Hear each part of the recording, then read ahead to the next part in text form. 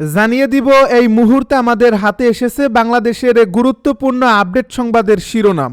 শুরুতেই থাকছে একটি গুরুত্বপূর্ণ প্রতিবেদন। নির্বাচনের ময়দানে কূটনৈতিক ঝড়, শেখ হাসিনার কঠোর হুঁশিয়ারি, জাতিসংঘের চিঠি ও ডক্টর ইউনূসের উপর বাড়তে থাকা আন্তর্জাতিক চাপ। এ নিয়ে থাকবে আমাদের একটি বিস্তারিত প্রতিবেদন, তাই সম্পূর্ণ ভিডিও জুড়ে আমাদের সাথেই থাকুন। এবারে জানিয়ে দিব প্রকাশ্যে এনসিপির বড় কর্মীকে গুলি, তার মোটরসাইকেল নিয়ে পালালো দুর্বৃত্তরা।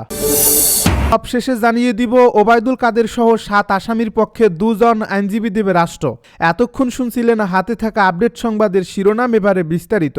তবে তার আগে অনুরোধ রইল ভিডিওটিতে একটি লাইক এবং কমেন্ট করে জানিয়ে দিন ভিডিও সম্পর্কে আপনার মূল্যবান মতামত। আরও জানিয়ে দিন ভিডিওটি কোথা থেকে দেখছেন বা কোন জেলা থেকে দেখছেন। নির্বাচনের ময়দানে কূটনৈতিক ঝড়, শেখ হাসিনার কঠোর হুঁশিয়ারি, জাতিসংঘের চিঠি ও ডক্টর ইউনূসের উপর বাড়তে থাকা আন্তর্জাতিক চাপ। বাংলাদেশের চলমান রাজনৈতিক বাস্তবতায় নির্বাচনকে ঘিরে যে অনিশ্চয়তা, চাপ ও কূটনৈতিক উত্তেজনা তৈরি হয়েছে তার কেন্দ্রবিন্দুতে এখন শেখ হাসিনার কঠোর হুঁশিয়ারি, জাতিসংঘে পাঠানো আওয়ামী লীগের চিঠি এবং অন্তর্বর্তী সরকারের প্রধান উপদেষ্টা অধ্যাপক ডক্টর মুহাম্মদ ইউনূসের উপর ক্রমবর্ধমান আন্তর্জাতিক চাপ। কারণ ঘোষিত নির্বাচনের দিন যত এগিয়ে আসছে ততই দেশের ভেতরে ও বাইরে প্রশ্ন উঠছে এই নির্বাচনের গ্রহণযোগ্যতা, অংশগ্রহণমূলক চরিত্র এবং আন্তর্জাতিক স্বীকৃতি নিয়ে। শেখ হাসিনা স্পষ্ট ভাষায় জানিয়ে দিয়েছেন যে আওয়ামী লীগ ও তাদের সমর্থক ভোটারদের বাইরে রেখে কোনো নির্বাচন হলে সেটি দেশের জনগণের প্রকৃত মতামতের প্রতিফলন ঘটাবে না এবং এমন নির্বাচনের দায়ভার সংশ্লিষ্ট কর্তৃপক্ষকেই বহন করতে হবে। এই অবস্থান থেকেই আওয়ামী লীগ জাতিসংঘে একটি বিস্তারিত চিঠি পাঠায়, যেখানে তারা দাবি করে যে দেশের একটি বৃহৎ রাজনৈতিক শক্তিকে বাইরে রেখে এবং অর্ধেকের বেশি ভোটারকে কার্যত নির্বাচন প্রক্রিয়া থেকে দূরে ঠেলে দিয়ে যে ভোট আয়োজনের চেষ্টা চলছে তাতে জাতিসংঘের কোনো ধরনের সহায়তা বা পর্যবেক্ষণ থাকা উচিত নয়, কারণ এতে নির্বাচনকে বৈধতা দেওয়ার ঝুঁকি তৈরি হবে। আন্তর্জাতিক কূটনৈতিক সূত্রগুলো বলছে জাতিসংঘ এই চিঠিটি আমলে নিয়ে বিষয়টি খতিয়ে দেখছে এবং বাংলাদেশের নির্বাচন পরিস্থিতি নিয়ে তারা বিভিন্ন পক্ষের সঙ্গে আলোচনা করছে, যার ফলে ডক্টর ইউনূসের নেতৃত্বাধীন অন্তর্বর্তী সরকারের উপর চাপ আরও বেড়েছে।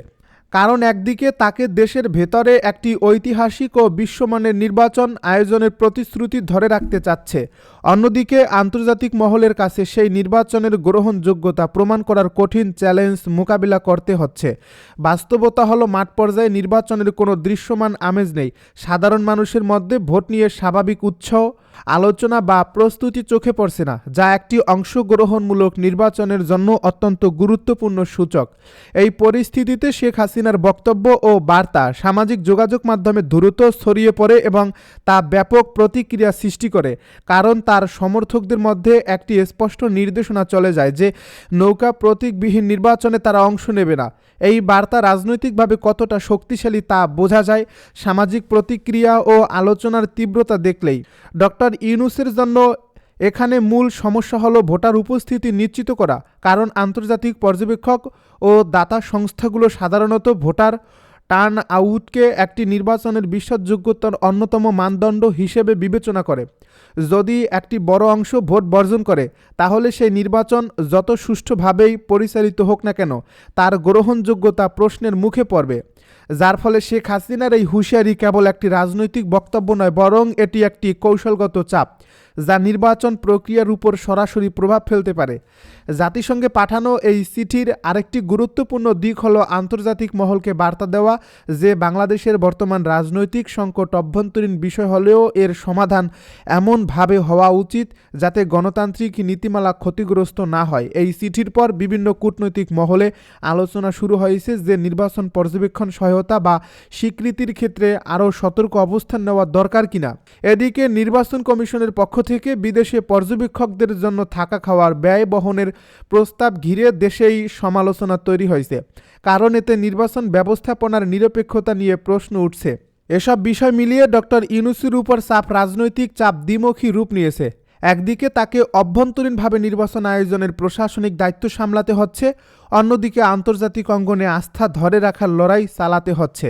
রাজনৈতিক বিশ্লেষকেরা বলছেন শেখ হাসিনার অবস্থানকে হালকাভাবে নেওয়ার কোনো সুযোগ নেই, কারণ তিনি শুধু একজন রাজনৈতিক নেতা নন, বরং দেশের দীর্ঘ সময়ের ক্ষমতার কেন্দ্রবিন্দুতে থাকা একজন প্রভাবশালী ব্যক্তিত্ব, যার বক্তব্য দেশের রাজনীতিতে এখনও প্রতিফলন সৃষ্টি করে। তার নো ভোট বার্তা বাস্তবায়িত হলে নির্বাচন যে আরও গভীর সংকটে পড়বে তা সহজেই অনুমেয়। এই প্রেক্ষাপটে আন্তর্জাতিক প্রতিক্রিয়াও গুরুত্বপূর্ণ, কারণ ইউরোপীয় ইউনিয়ন, যুক্তরাষ্ট্রসহ বিভিন্ন দেশ ও সংস্থা ইতিমধ্যেই বাংলাদেশে একটি বিশ্বাসযোগ্য, অংশগ্রহণমূলক ও শান্তিপূর্ণ নির্বাচন প্রত্যাশার কথা জানিয়েছে। যদি তারা মনে করে যে নির্বাচন সেই মানদণ্ড পূরণ করছে না, তাহলে ভবিষ্যতে কূটনৈতিক সম্পর্ক, অর্থনৈতিক সহায়তা এবং আন্তর্জাতিক অবস্থানে প্রভাব পড়তে পারে, যার ফলে ডক্টর ইউনূসের সামনে সময় খুবই সীমিত এবং সিদ্ধান্তগুলো অত্যন্ত সংবেদনশীল। শেখ হাসিনার হুঁশিয়ারি আসলে একটি রাজনৈতিক বার্তা হলেও এর প্রভাব প্রশাসনিক ও কূটনৈতিক স্তর পর্যন্ত বিস্তৃত, কারণ এটি নির্বাচনকে ঘিরে আন্তর্জাতিক আলোচনার গতিপথ বদলে দিতে পারে। এখন দেখার বিষয় হলো অন্তর্বর্তী সরকার এই চাপের মুখে কিভাবে পরিস্থিতি সামাল দেয়। তারা কি সব পক্ষকে অন্তর্ভুক্ত করার কোনো রাজনৈতিক সমাধানের দিকে যাবে, নাকি বর্তমান পরিকল্পনা অনুযায়ী নির্বাচন এগিয়ে নেওয়ার চেষ্টা করবে? যেটি যাই হোক না কেন, স্পষ্ট যে শেখ হাসিনার চিঠি, তার বক্তব্য এবং জাতিসংঘের প্রতিক্রিয়া মিলিয়ে বাংলাদেশের নির্বাচন এখন কেবল একটি অভ্যন্তরীণ ইস্যু নয়, বরং এটি একটি আন্তর্জাতিক পর্যবেক্ষণের বিষয় হয়ে উঠেছে, যেখানে প্রতিটি পদক্ষেপ দেশের ভবিষ্যৎ, রাজনৈতিক স্থিতিশীলতা ও গণতান্ত্রিক বিশ্বাসযোগ্যতার উপর দীর্ঘমেয়াদী প্রভাব ফেলতে পারে। এনসিপির কর্মীকে লক্ষ্য করে গুলি, তারই মোটরসাইকেল নিয়ে পালালো দুর্বৃত্তরা। গাজীপুরে এনসিপির এক কর্মীকে লক্ষ্য করে গুলি করছে দুর্বৃত্তরা। অল্পের জন্য তিনি রক্ষা পেয়েছেন, তবে তার মোটরসাইকেল নিয়ে তারা পালিয়ে গেছে। আজ বৃহস্পতিবার দুপুর 12টার দিকে নগরের যোগীতলা এলাকায় এই ঘটনা ঘটে। এনসিপির ওই কর্মীর নাম হাবিব চৌধুরী। তিনি গাজীপুর নগরের বাসন থানার মুগরখাল এলাকায় থাকেন। তার গ্রামের বাড়ি নারায়ণগঞ্জের সোনারগাঁ উপজেলার ব্রাহ্মণ বাউগা গ্রামে। পুলিশ ও প্রত্যক্ষদর্শী সূত্রে জানা যায়, হাবিব চৌধুরী তার পুরনো একটি মোটরসাইকেল বিক্রির বিজ্ঞাপন দিয়েছিলেন। আজ দুপুর 12:30টার দিকে যোগীতলা এলাকায় দুই ব্যক্তি মোটরসাইকেল কেনার আগ্রহ দেখিয়ে তার সঙ্গে সাক্ষাৎ করেন। এক পর্যায়ে পরীক্ষা করার কথা বলে একজন মোটরসাইকেলটি চালু করেন, অন্যজন হঠাৎ তাকে লক্ষ্য করে দুটি গুলি ছোড়েন। হাবিব অল্পের জন্য প্রাণে বেঁচে যান। ওই দুজন মোটরসাইকেল নিয়ে পালিয়ে যায়। এ সম্পর্কে হাবিব চৌধুরী বলেন, মোটরসাইকেল কেনার কথা বলে তারা আমার সঙ্গে দেখা করে, টেস্ট করার কথা বলেই একজন উঠে পড়ে এবং অন্যজন আমাকে লক্ষ্য করে গুলি ছোড়ে। সৌভাগ্যক্রমে গুলি লাগেনি, কানের পাশ দিয়ে চলে গেছে। ওই ঘটনার পর এনসিপির কেন্দ্রীয় নেতা আলী নাসের ফেসবুক লাইভে বলেন, জুলাই যোদ্ধা এবং একজন এনসিপি সাহসী নেতা হাবিব চৌধুরী, মূলত তাকে ট্র্যাপ সাজিয়ে গুলি করা হয়। ওবায়দুল কাদের সহ 7 আসামির পক্ষে 2 জন আইনজীবী দেবে রাষ্ট্র। জুলাই গণ অভ্যুত্থানের সময় সংঘটিত মানবতা বিরোধী অপরাধের একটি মামলায় আওয়ামী লীগের সাধারণ সম্পাদক ওবায়দুল কাদের সহ 7 আসামির পক্ষে লড়াইয়ের জন্য 2 জন রাষ্ট্র নিয়োজিত আইনজীবী নিয়োগের আদেশ দেওয়া হয়েছে। আজ বৃহস্পতিবার আন্তর্জাতিক অপরাধ ট্রাইব্যুনাল 2 এই আদেশ দেন।